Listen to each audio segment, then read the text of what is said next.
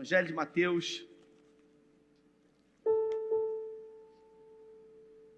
no capítulo 11.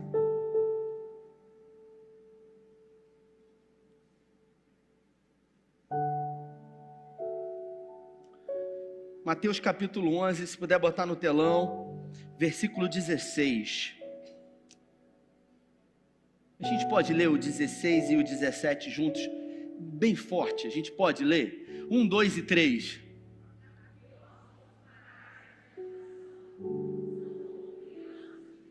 Sentadas nas praças e gritam umas às outras. Mas vocês não...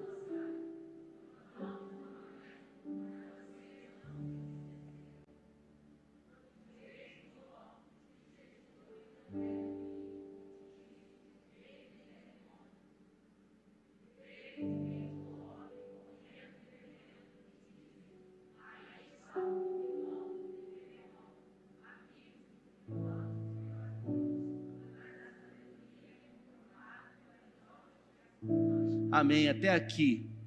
Essa semana eu ganhei um livro do Matheus Soares, que pregou aqui semana passada, o mais novo livro dele, que fala sobre as parábolas de Jesus. São 42 parábolas que Jesus pregou. E quando eu dei uma folheada nesse livro dele, confesso que me deparei com essa parábola, uma das parábolas de Jesus.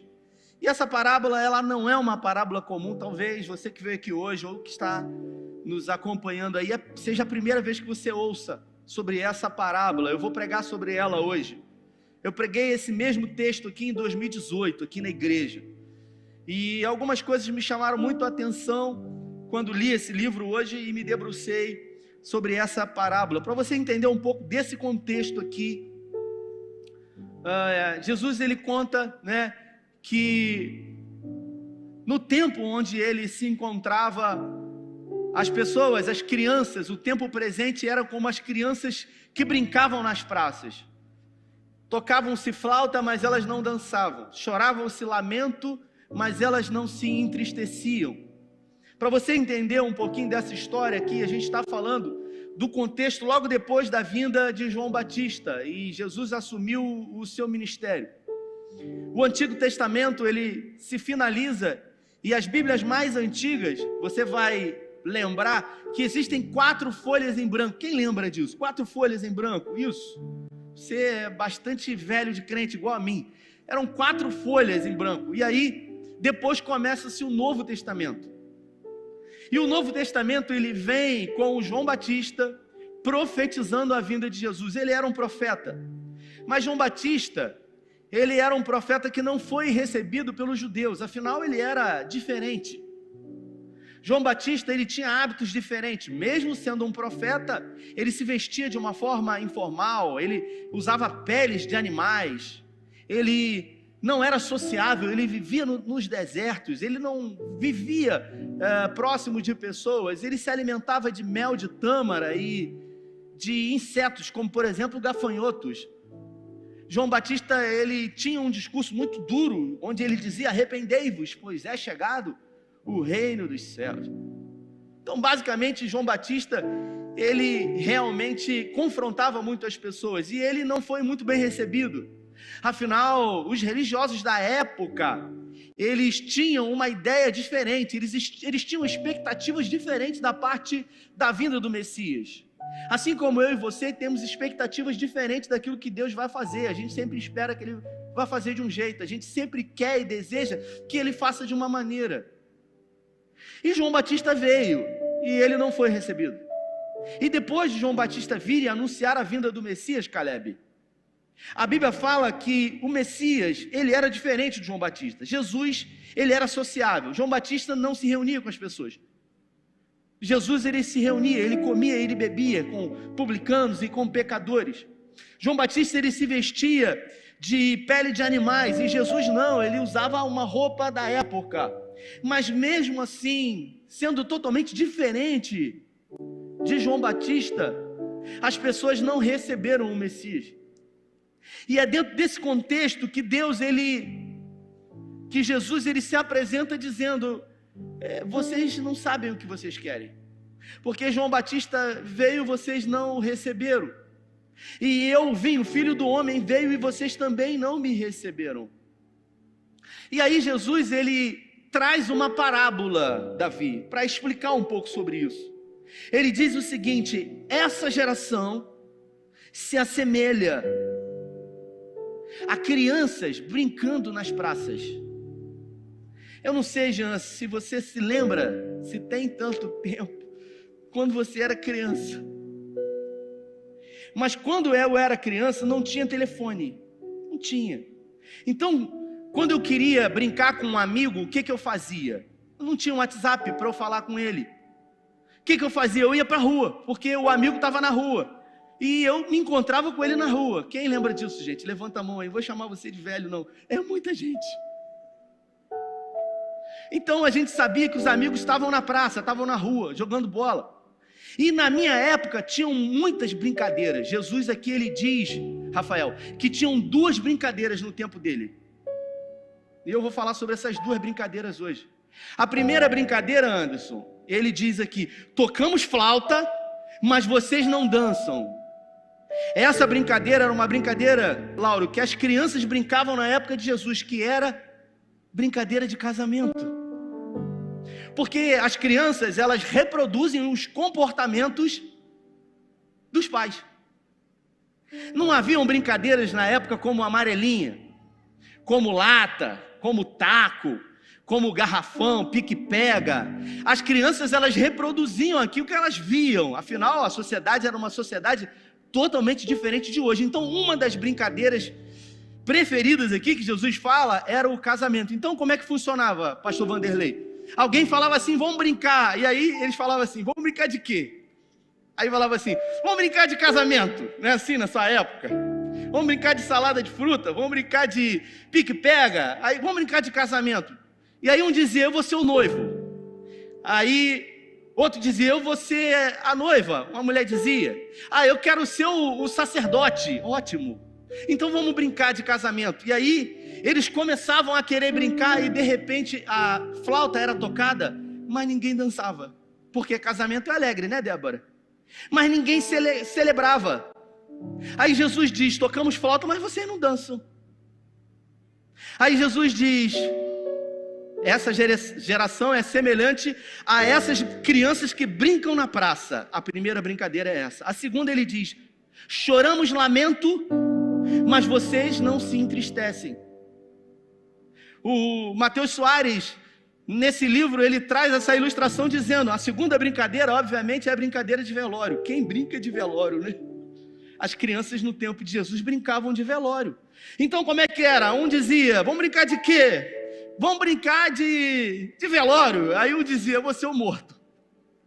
O outro dizia: eu vou ser o pai. A outra dizia: eu vou ser a mãe que chora.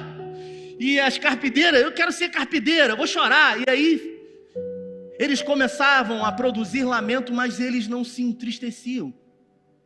E Jesus fala assim: vocês não sabem o que vocês querem. Porque vocês dizem que querem uma coisa e vocês não querem. Vocês dizem que querem outra e vocês não querem. Na minha época, pastor Vanderlei e Vivi, quando a gente brincava, a gente, curiosamente, normalmente, quando era um pouco mais velho e tinha consciência das brincadeiras, a gente queria brincar com as crianças que tinham a mesma faixa de idade nossa. E aí, vamos colocar aqui que a Dani, o Pedro, quer brincar. O Pedro já está um pouquinho já acima, né? Mas o Pedro vai para a rua e quer brincar. E de repente o Pedro quer brincar. E aí tem uma criança menor, Pedro, vamos botar que ele tenha 14 anos. E tem uma criança menor de 6, de 5, que quer brincar também. Você já viu quando os menores querem brincar com os maiores? Funciona isso? Não funciona. Porque os maiores não querem brincar com os menores. Mas o pai e a mãe dizem o seguinte: olha, você tem que cuidar do seu irmão, tem que brincar, toma conta dele aí. E aí o menor, ele está ali para atrapalhar. Mas como o pai manda, Anderson, o filho maior tem que deixar. Aí o filho maior fala o seguinte: tá bom, você vai brincar, mas ele é... café com leite. O que é café com leite? Café com leite é café? É café? É leite? É o que é isso? Por que botaram esse nome, café com leite? Café com leite não é nada. Você já parou para pensar como era na época? As crianças maiores, elas viviam correndo e elas sabiam exatamente o que fazer. Afinal, elas conhecem muito bem a brincadeira e dominam a dinâmica do jogo. Então elas sabiam os movimentos que poderiam fazer e não, e elas viviam correndo estrategicamente, competindo umas com as outras, sabendo aquilo que estavam fazendo, enquanto as menores, que eram chamadas de café com leite, eles viviam correndo de um lado para o outro e rindo e brincando. Quando todo mundo parava, eles paravam e eles não sabiam. É gente que está perdida, é gente que está correndo, mas não sabe por que está correndo e está rindo porque está correndo. É gente que não está levando a vida a sério, a vida é uma brincadeira. E tem gente que é exatamente assim. A vida é uma brincadeira. Não se posiciona diante da vida, não leva nada a sério. E a gente acaba observando que na maioria das vezes a pessoa nem se dá conta. É gente que está em movimento, é gente que está produzindo, mas está produzindo e não consegue sair do lugar. É como se você estivesse numa esteira ergométrica. Você está em movimento, mas você nunca sai do lugar. É gente que não tem foco, é gente que não definiu um propósito, está correndo de um lado para o outro, e quando chega no final, acaba observando que não produziu nada. E Jesus chama a atenção para essa geração. A quem pode se assemelhar a essa geração? São como crianças que brincam nas praças, brincam hora de casamento, mas quando a música começa a tocar, não se alegram. Brincam de velório, mas quando o choro começa a ser produzido, não se entristecem, não sabem o que quer da vida. Em outras palavras, Jesus diz o seguinte: vocês precisam saber o que vocês querem da vida de vocês. E desde que o mundo é mundo, Caleb, nós somos especialistas em responsabilizar os outros, em terceirizar a nossa responsabilidade. A gente tem dificuldade de assumir aquilo que é nosso, e por isso terceirizamos, e por isso responsabilizamos a terceiros. Por exemplo, a gente já está caminhando para o primeiro trimestre de 2021. Final do ano passado você colocou: poxa, esse ano vai ser diferente, porque 2020 não vale. 2020 é um ano para ser esquecido. Como assim? Um ano para ser esquecido? Muita gente quer esquecer 2020. E você não se deu conta de que a pandemia já fez aniversário de um ano, e a gente achou que ia demorar 40 dias, por isso a gente falava quarentena. Não, já está em um ano, e a expectativa é que esse ano continue. E aí tem gente assim: não, eu estou esperando a pandemia acabar, porque aí eu vou botar os meus planos e os meus projetos em dia. A gente é especialista em criar desculpa, e isso é humano, isso é nosso, porque quando Deus colocou Adão e Eva, e um jovem novo convertido me perguntou ontem, quando Deus criou Adão e Eva e colocou no jardim, ele me perguntou assim: eu tenho uma pergunta, por que Deus, se Deus sabia que Adão e Eva iam comer, por que ele não botou a árvore ali? Por que ele não pegou a árvore e botou em cima de um precipício? Ele botou no meio, ali perto. Eu falei: é verdade, Deus podia ter botado a árvore no Monte Nebo, lá em cima, que Adão e Eva não iam comer. E eu disse para ele: mas só é verdadeiramente livre quem pode escolher. Escolher amar, escolher odiar, escolher perdoar ou escolher ressentir. Só é verdadeiramente livre quem pode escolher colocar os projetos para acontecer ou simplesmente deixar os planos no papel e não assumir as responsabilidades. Nós terceirizamos as nossas responsabilidades o tempo inteiro. Eva comeu o fruto, deu para Adão, Adão comeu o fruto, e Deus pessoalmente foi lá e falou: Adão, porque Deus não falou com Eva, você comeu do fruto que eu disse que você não deveria comer? E Adão disse, foi a mulher que o Senhor me deu. Ou seja, eu não pedi nada. Eu estava aqui tranquilo, foi o Senhor que veio com essa história. Olhou para a vaca e viu que tinha um boi. Olhou para o cavalo e viu que tinha égua. E se esmou de olhar para mim e arrumou um problema para mim. Eu estava tranquilo. E ele disse para Deus, foi a mulher que tu me deste. Eu não pedi nada. A culpa é sua. Deus olhou para Eva então e disse, Eva, você comeu do fruto que eu disse para você não comer? Eva disse, Eterno, a serpente que me enganou. Deus olhou para a serpente olhou para o lado e falou, não tem ninguém para ocupar aqui. Eu vou ter que assumir esse negócio. E de lá para cá nós passamos a terceirizar, Léo, as nossas responsabilidades. Se a gente quer emagrecer e a gente não consegue, a gente bota a culpa no marido que vive comprando pizza, refrigerante. Eu não consigo emagrecer por causa dele, não deixa, vive comprando lasanha, refrigerante, sorvete, como eu vou emagrecer assim? A culpa não é minha, a culpa é do outro. Se eu planejo entrar na academia, e as academias elas são espertas, né? Elas lançam um plano, Davi. Porque se você pagar 6 meses, fica mais barato para você. E você acha que é um negócio do mundo para você, porque você é esperto, você é esperta. Vai sair muito mais barato. Aí você vai lá, passa no cartão, vai 3 vezes, não consegue ter o dinheiro de volta. E aí quando você é confrontado e confrontado, por quê? Aí você diz, eu não tive tempo, foi o problema com o filho. A gente sempre terceiriza. E a gente sempre responsabiliza o outro a despeito de assumirmos a nossa responsabilidade. Esse ano a gente colocou na nossa comunidade como meta 2021, o ano de tirar os projetos do papel. E o que eu e você temos feito para essa frase se tornar uma realidade? Não, mas eu estou esperando o melhor momento, afinal nós estamos em pandemia. Quem é bom em desculpas não é bom em mais nada. Quem é especialista em justificativas, vovó dizia, quem quer arruma um jeito, quem não quer arruma muitas desculpas. Ela tinha razão. Nós precisamos assumir o papel de protagonista da nossa vida. Nós precisamos assumir aquilo que é nosso por direito, responsabilidade. Querer é poder quando se coloca em prática, quando se decide. E aí a gente relativiza, porque nós somos especialistas em relativizar, espirituais.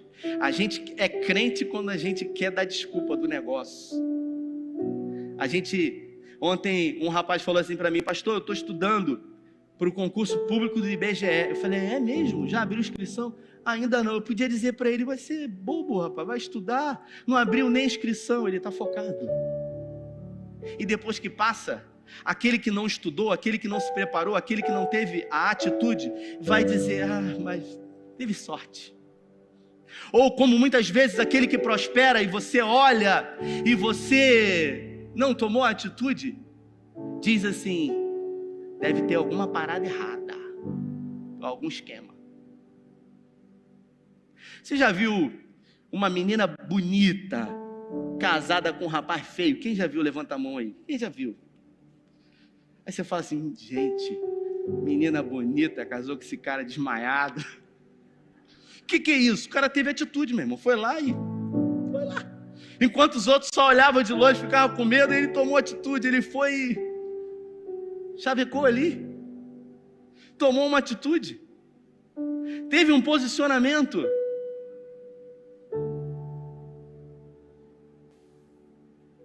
Se a gente observar a nossa vida,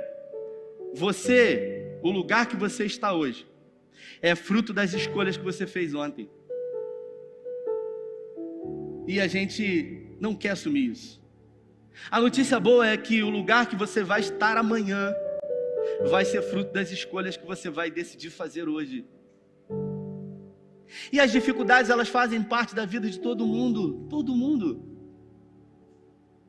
Cabe a nós decidirmos e enfrentarmos cada uma delas um dia de cada vez, porque a Bíblia fala, basta a cada dia o seu mal. As pessoas, elas sempre vão falar, bem ou mal, elas sempre vão dizer. Pessoas inteligentes falam sobre, pessoas tolas falam sobre pessoas, pessoas inteligentes e sábias vão falar sobre projetos e sonhos. Cada um fala daquilo que vive. Tem gente que vive derrota e só fala de derrota, só conta derrota, só testemunha derrota, dá ênfase à derrota, e quando encontra com alguém ainda quer sugar a energia do outro. Uma luta, o inimigo está furioso. Eu nunca vi ele feliz, ele sempre está furioso. Olha, o inimigo se levantou, você não tem noção. Estou passando uma luta. O inimigo, ele vive sentado, às vezes ele levanta. A gente é especialista nisso. A Bíblia fala que os nascidos de Deus, aqueles que são nascidos de Deus, o maligno não os toca. Quantos são os nascidos de Deus aqui? Para o Eugene Peterson, o inimigo somos nós mesmos. Ele diz na oração do Pai Nosso: Pai, livra-nos do mal e de nós mesmos, pois teu é o reino. Isso mostra para nós que muitos são os momentos que nós precisamos decidir, assumir a história das nossas vidas. Se você olhar nessa história aqui no capítulo 11, no capítulo 10, João Batista, ele veio e ele pregou a vinda do Messias. E João Batista, ele não tinha compromisso com ninguém que não fosse propagar a vinda do Messias. Ele gritava, arrependei-vos. Ele falava ele falava publicamente mesmo, sem nenhum medo. E certo dia ele encontrou com Herodes Antipas, e ele disse o seguinte: você precisa acabar com esse incesto que está na tua família. Herodes Filipe havia morrido, era irmão de Herodes Antipas. Então Antipas, ele resolveu acolher a cunhada Heródia. Ele acolheu Heródia, e Heródia, ela era mãe de Salomé. Salomé, pensa numa jovem que era extremamente sedutora. Era uma menina, mas ela tinha um espírito dentro dela de pombagira terrível. E a Bíblia fala que Antipas, ele casou com Heródia, e ele era padrasto dessa jovem. E havia uma relação ali muito, conflituosa. E João Batista chegou e declarou: você precisa se converter desse incesto que está acontecendo na família. E a partir desse dia, Heródia nutriu no seu coração um desejo de matar João Batista, mas ela não podia fazer nada. Até que um dia, Antipas, ele fez aniversário, e foi colocado Salomé para dançar diante dele. E ela, muito sedutora, dançou para o padrasto de uma forma muito vulgar. E a Bíblia fala que ele foi totalmente seduzido por ela. E depois dela produzir toda aquela dança, ele, enfeitiçado, ele disse para ela: pode pedir o que você quiser, que até metade do meu reino eu vou te dar. Salomé poderia ter pedido qualquer coisa. Ela vai em direção à sua mãe, Heródia, e diz para ela: o que eu devo pedir? Preste atenção nisso. Heródia podia resolver qualquer problema que ela tivesse. Afinal, a maior autoridade da época disse para ela: se você pedir até metade do meu reino, eu vou te dar. Você sabe o que ela pediu? Ela pediu a cabeça de João Batista. Sabe por quê? Porque ela estava cega. Tudo que ela nutria era um desejo de vingança. E existem pessoas hoje que estão deixando de sonhar, porque estão nutrindo dentro de si um desejo de vingança. Existem pessoas que não estão propriamente somente preocupadas com aquilo que é seu, mas sim com aquilo que é do outro. Ao invés de você fazer a sua parte, você está preocupado com o outro que está prosperando. O Salmo 73 diz que Asaf, ele disse: por um momento os meus pés quase vacilaram, afinal eu olhei para os ímpios e eles prosperam, eles enriquecem, eles não adoecem. E ele olhou para ele e falou: de que vale tanto tempo de santidade? Com que você tem gastado a sua energia? Com pensamentos de vingança? Nutrido e perdido a sua energia com coisas que tiram o seu foco de viver uma vida que vale a pena ser vivida? Porque Hebreus diz que nós só temos uma vida. Você não vai viver duas. Aqui na terra é uma vida. E o salmista diz que é pequena, 70, 80, que passar disso é enfado e canseira. E aí, os melhores dias? 2020 é um ano a ser esquecido. 2021 é um ano a ser esquecido. E quando que vai tirar o projeto do papel? Quando é que vai sonhar? Quando é que vai fazer as coisas acontecerem? Mas eu não sei. Então, aquilo que você não sabe, você lança para Deus. Não relativize. Faça a sua parte. É igual gente que vai fazer um concurso público e vai estudar, o crente. Aí ele não estuda, meia boca, sabe, Léo? Cara, era para estudar, não estuda. Aí faz a prova e fala para todo mundo, vou fazer a prova e tal. Aí quando ele faz a prova, Caleb, ele não passa, porque ele não estudou. Aí o pessoal pergunta, e aí, como é que foi na prova? E o que ele fala? Ele relativiza. Deus sabe de todas as coisas, não era para eu passar. A gente quer terceirizar as nossas responsabilidades. Não foi Deus, não fui eu que não estudei o que deveria. Fui eu que não fiz a minha parte. E aí quando a gente vê o filho do concorrente da outra religião, não vou falar o nome aqui, que passou sem isso, o inimigo é muito astuto mesmo, está me afrontando. Não, é você que não estudou, filho. É você que quer utilizar a prerrogativa de uma forma diferente. Porque você acha que a meritocracia, ela serve para você porque você só é filho de Deus. Mas você esquece que a Bíblia fala que depois que Adão pecou e acabou a mamata, Deus falou para ele, meu filho, a partir de hoje, do suor do teu rosto, comerás o teu pão. Então, é tempo hoje da gente assumir as nossas responsabilidades e trazer para nós a consciência de que aquilo que eu faço hoje vai determinar exatamente o que eu vou viver amanhã. Uns vão sempre terceirizar, outros vão relativizar, alguns vão decidir colocar em prática, e mesmo diante de todas as dificuldades possíveis, vão conseguir no nome de Jesus. Eu tenho falado para a liderança que não só em declarar que esse ano será um ano de tirar os projetos do papel, a liderança dessa igreja é responsável por alimentar você e por nutrir você com ferramentas para que você torne isso realidade. Se o seu problema é financeiro, você precisa resolver isso. Se o seu problema é administrativo, você precisa procurar ajuda com quem possa te ajudar com isso. Se o seu problema é espiritual, se o seu problema é miopia espiritual, como o Neil Barreto fala, você não consegue ver com os olhos espirituais. Se o seu problema é o pessimismo, você precisa resolver isso. Cada um, no tempo em que a gente vive, ganha de acordo com a capacidade de problema que você resolve. Um dia eu falei isso. Não adianta você reclamar porque você ganha pouco. Você ganha pouco? Então eu vou te explicar como é que funciona hoje. Funciona da seguinte maneira: cada um ganha segundo a capacidade de problemas que resolve. O mundo é um mundo de problema. Todo mundo tem problema. E todo mundo busca a solução do problema. Tá certo? Então, existem problemas que todo mundo resolve. Esses problemas são pagos para resolver esses problemas muito pouco. Vou dar um exemplo. Uma pessoa que varre rua, ela ganha X. Porque é um problema que se tem de varrer rua. Então, quem se coloca à disposição de resolver esse problema, vai varrer a rua e vai ganhar X. É um trabalho honroso, mas qualquer pessoa pode varrer a rua. E por isso, o preço que se paga para varrer a rua é um X. Agora, um médico, ele resolve problema que nem todo mundo resolve, que pouca gente resolve. Por isso o médico ganha 1000X.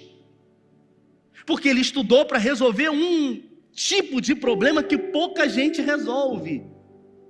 Então eu pergunto para você, que tipo de problema você está se especializando para resolver? Talvez o problema que você resolva hoje, todo mundo resolve. Tudo bem. Mas o que você está fazendo para se tornar um especialista em resolver os problemas dos outros? Tem gente que ao invés de resolver, cria problema. não é um solucionador de problema, é um criador de problema. E para isso tem pessoas que ele paga para resolver, né? Aí vai no psicólogo. Então nós precisamos entender que o nosso choro, o nosso lamento, os nossos questionamentos não vão resolver o nosso problema. Quando eu era jovem, poucas pessoas tinham acesso a uma formação superior. Hoje, irmãos, por exemplo, essa profissão que eu acabei de dizer, que é a minha, de psicólogo, a Estácio lançou agora, eu vou fazer propaganda sem ganhar nada para eles. Eles acabaram de lançar uma promoção de R$400 o curso inteiro. Você pode se tornar um psicólogo pagando R$400. Isso não é absolutamente nada. Se você for na Veiga, esse mesmo curso, você vai ter que pagar R$1.400, ou seja, R$1.000 a menos, para você ser um psicólogo em 5 anos. Quanto tempo? Quanto tempo? 5 anos é muito tempo. Ah, não. Desculpa. Aí, as pessoas tomam uma atitude, começam a estudar, e aí, primeiro período, segundo período, terceiro período, quarto período, quinto período, sexto período, 7 período, 8 período, 10 períodos, e quando se forma, você fala assim, aí, eu já me formei. Caramba, tão rápido. Rápido para você. Você está aqui, diz amém, só para eu saber que você está aqui aí. Achei que você tivesse sido arrebatado, fiquei preocupado agora. Chegou o momento da gente voltar à inocência. Porque quando a gente é criança, a gente tem a pureza, né, Laura? Eu vejo meu filho Tito numa inocência tão grande. E às vezes eu chego em casa, ele me pega, me abraça, fica beijando, bota o nariz com o nariz, a boca com a boca, e fica beijando, me chamando de papaizinho. E se eu disser para o Tito assim, meu filho, nós estamos no meio de uma pandemia, mas eu quero dizer para você, meu filho, que tudo vai ficar bem. Sabe o que vai acontecer? Ele vai acreditar piamente. Sabe por quê? Porque o pai dele garantiu para ele que tudo vai ficar bem. Não precisa de mais nada, porque o pai garantiu para ele.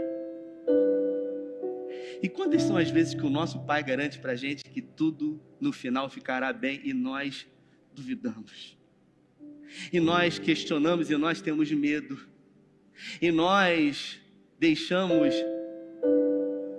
de olhar para ele, de confiar nele, porque quando a gente cresce, Caleb, depois que a gente cresce, a gente fica bobo. O meu filho, eu estou ensinando a ele a dizer que amo, então ele fica dizendo para mim, papai te amo, e fica me beijando o tempo inteiro. Daqui a pouco, sabe o que vai acontecer? Não vai querer mais beijo. Quando eu for levar na escola, deixa aqui na esquina, pai. Ele dorme na cama com a gente. Aí tem gente que fala assim, não pode dormir na cama. O seu, você dorme onde você quiser. O meu vai dormir na cama. Mas ele não vai querer sair. Vai sair. Quando ficar adolescente, você vai ver, não fica. Não quer. E tem aqueles que dizem, olha, aproveita, porque passa rápido. Frustrados, não aproveitaram os filhos, e aí ficam projetando para os outros, aproveita, ou seja, eu não aproveitei o meu, fez o quê?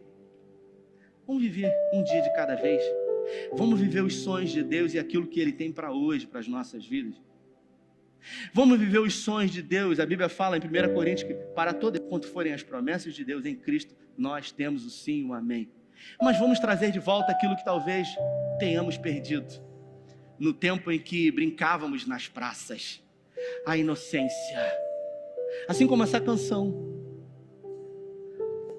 a inocência que foi, a inocência de acreditar que diante de ventos fortes e contrários, com o nosso pai no barco, tudo ficará bem, a inocência e confiança de saber que o mundo está em crise, mas que o nosso pai, ele não entrou em crise, porque o céu, ele não entra em crise quando a terra entra em crise. Eu queria convidar você a ficar em pé. Eu queria que você, se você puder, que você fechasse os seus olhos e que você se permitisse ouvir essa canção. Voltar à inocência e acreditar em Ti. mas às vezes sou levado pela vontade de crescer. Torno-me independente e deixo de simplesmente crer.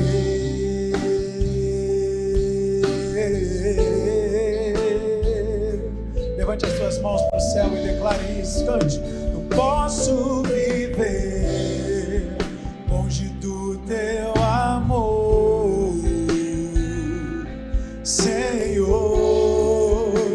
Não posso viver longe do teu afago, Senhor. Não posso viver longe do teu abraço, Senhor. Você pode fazer assim, ó.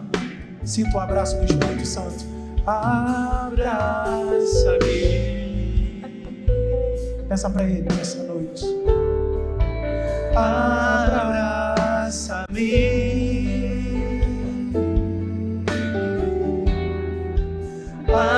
Abraça-me com os teus braços de amor. Cante. Abraça-me, Jesus. Abraça-me.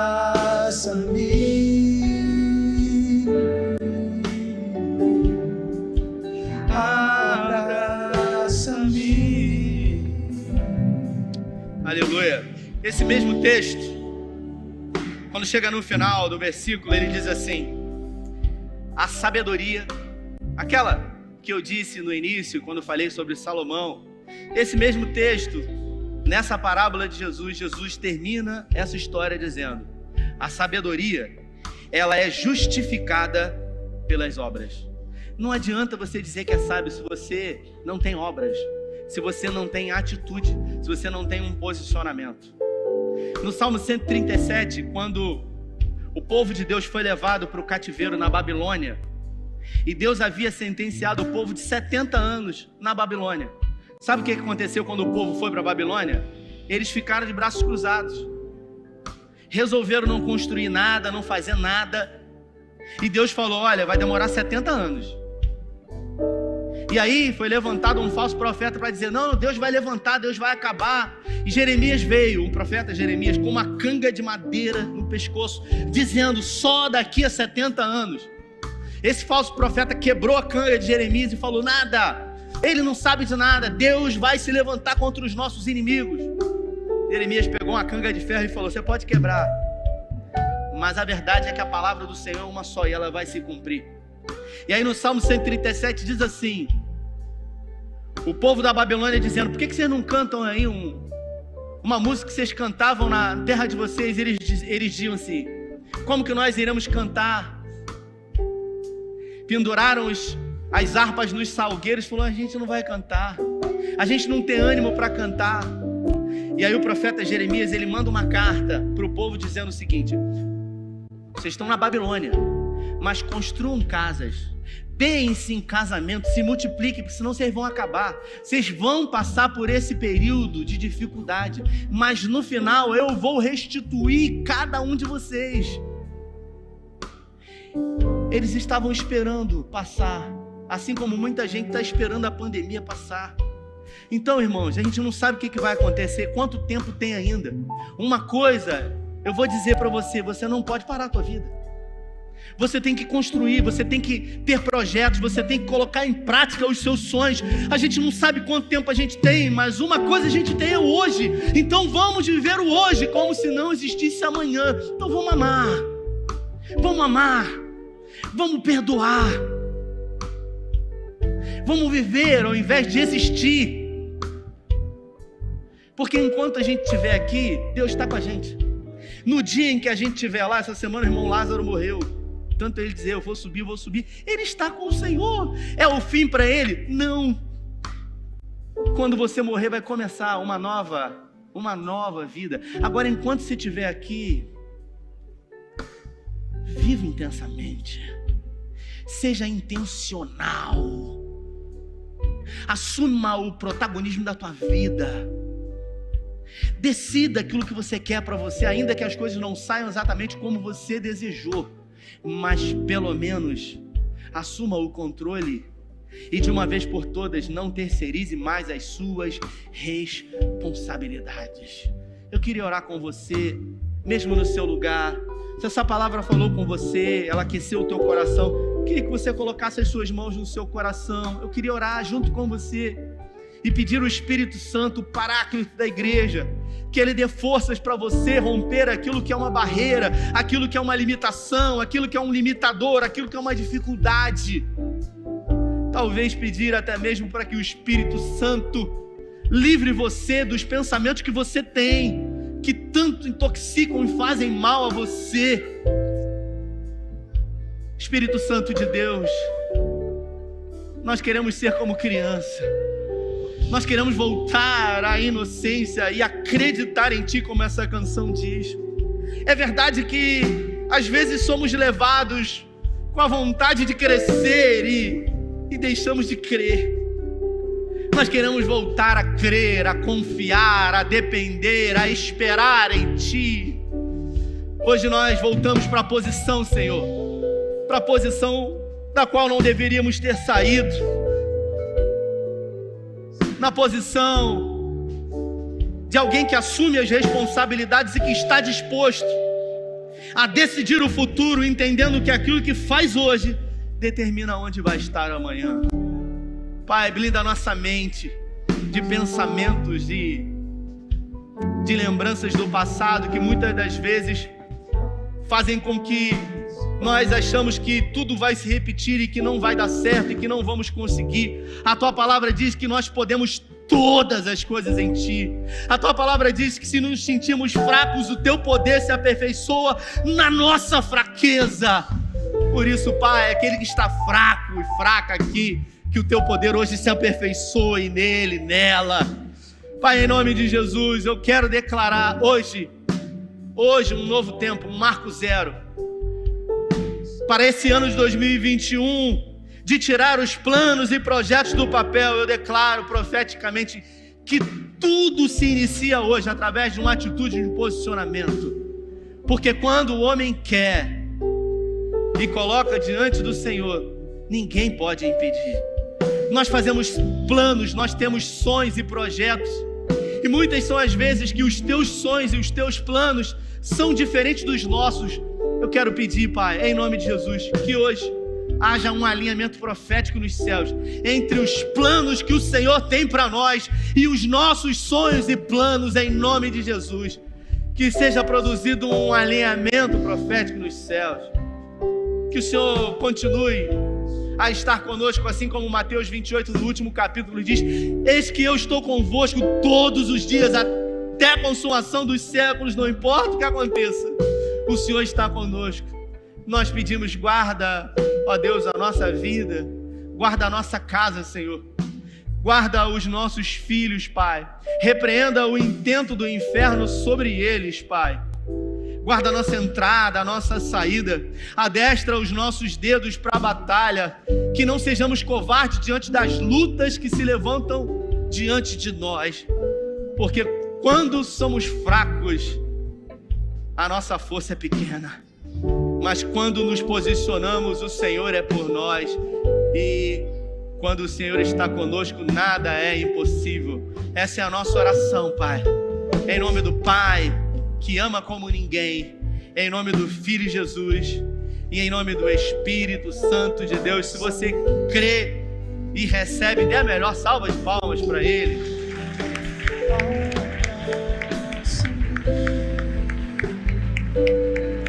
Aleluia. Obrigado, Senhor.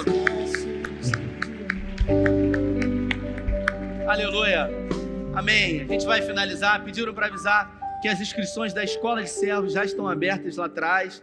Durante a semana nós iremos anunciar se está confirmada a vinda do nosso irmão, como é que é o nome dele, gente?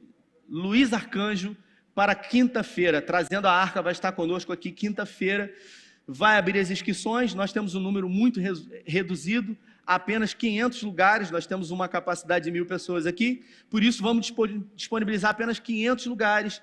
Você fique atento às nossas programações nas nossas mídias sociais. Pedindo para avisar que a cafeteria está aberta lá embaixo, você vai lá, come um crepe, toma um cappuccino com a sua família antes de você sair. Estenda a sua mão para frente.